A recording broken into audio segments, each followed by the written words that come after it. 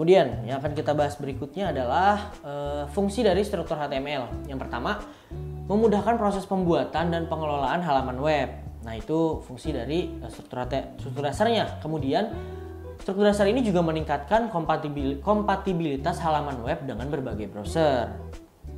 Seperti saya bilang tadi, kita menggunakan UTF-8 seperti itu agar bisa diterima di web browser. Nah, itu salah satu contohnya. Kemudian, struktur dasar ini juga meningkatkan aksibilitas halaman web bagi pengguna dengan disabilitas.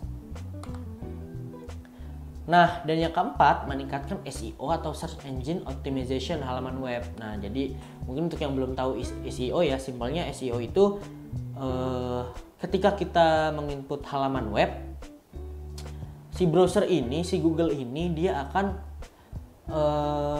mencarilah informasi mengenai website yang di searching kayak gitu. Jadi SEO ini juga penting nih ketika kita membuat website agar website kita mudah ditemukan di Google. Nah, kita harus menerapkan SEO ini. Kita juga harus tingkatkan SEO-nya agar lebih bagus lagi lah di Google gitu. Oke, kemudian yang selanjutnya akan kita bahas adalah menambahkan teks, gambar, dan tautan. Nah, apa sih teks itu dalam HTML dasar? Jadi teks itu adalah elemen penting dalam membangun halaman web yang informatif dan menarik. Memahami cara menggunakan teks dalam HTML dasar dapat membantu kita membuat halaman web yang mudah dipahami oleh pengguna. Jadi kita tidak hanya menggunakan teksnya saja. Sebenarnya bisa ya kita asal menggunakan tag P aja buat, tapi kan akan kurang menarik ya. Jadi nggak ada teks yang mana nih, teks yang mana yang sebagai judul, teks mana yang sebagai paragrafnya gitu. Maka dari itu sebenarnya penting juga sih untuk kita menentukan mana yang heading, mana yang menggunakan paragraf. Kemudian ini kita akan bahas nih mengenai contoh teks dalam HTML. Nah, ini ada H1, ini H1 adalah heading 1, P ini adalah paragraf. Ini tampilannya seperti ini ya. Daftar berurutan ini ada menggunakan heading 2. Kalau kita lihat heading 2 ini tidak sebesar H1 ya, dia lebih kecil lagi.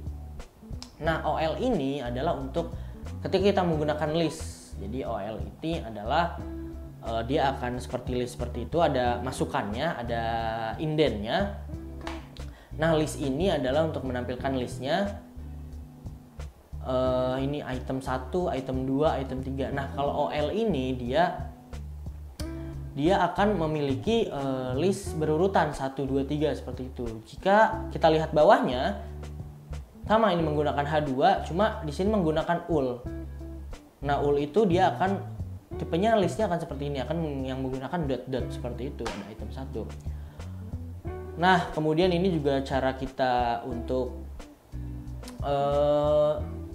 menambahkan tautan ya. Tautan ini bisa dilihat, ini ada tag paragraf, ini adalah tautannya seperti ini. Ini bisa kita lihat yang tautan biasanya memiliki ciri khusus dari perbedaan warna dan biasanya ada underline-nya.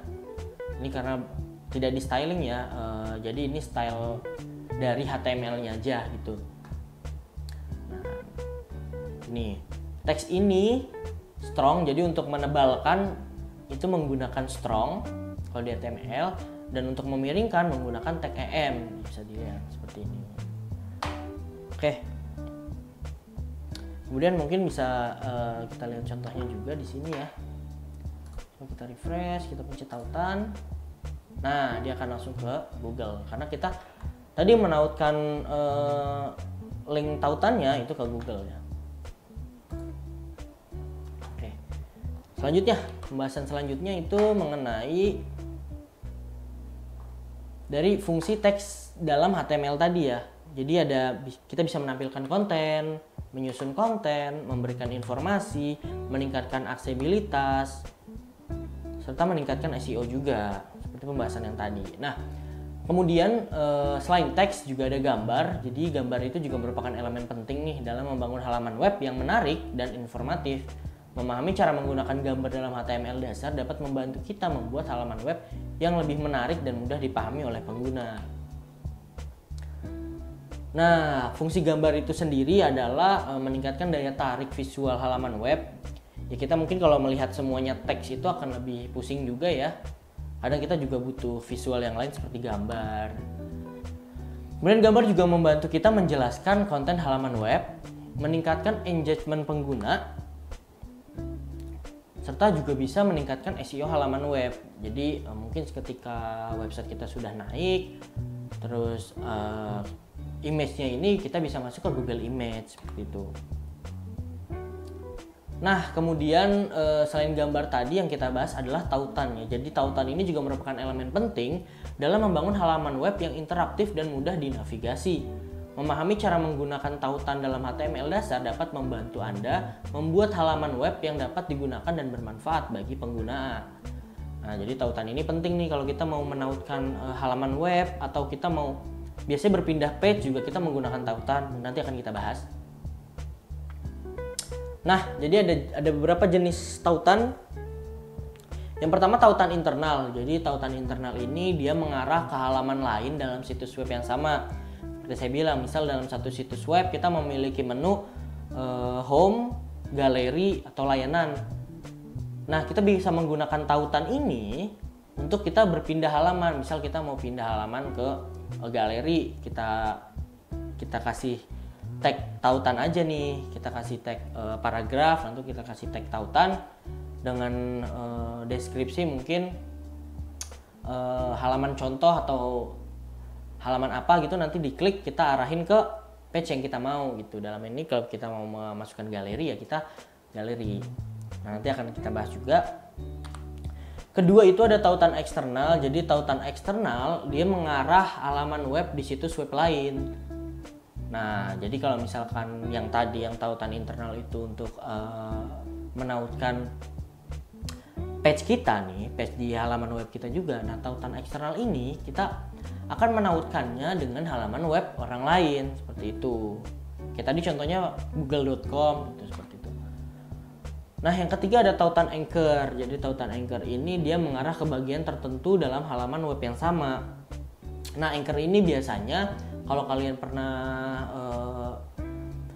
membuka website lah atau punya pengalaman membuka website yang ketika dipencet navigasi barnya atau menunya di atas, dia akan scroll ke bawah. Itu biasanya di website-website company profile seperti itu. Biasanya kalau misalkan kita mencet menu untuk misal kontak gitu, kontak biasanya kan kontak adanya di bawah ya. Ketika kita menu pencet kontak, dia akan nge-scroll ke bawah. Nah, itu menggunakan tautan anchor. Nah, kemudian ada tautan email. Jadi tautan ini memungkinkan pengguna untuk mengirim email ke alamat email tertentu.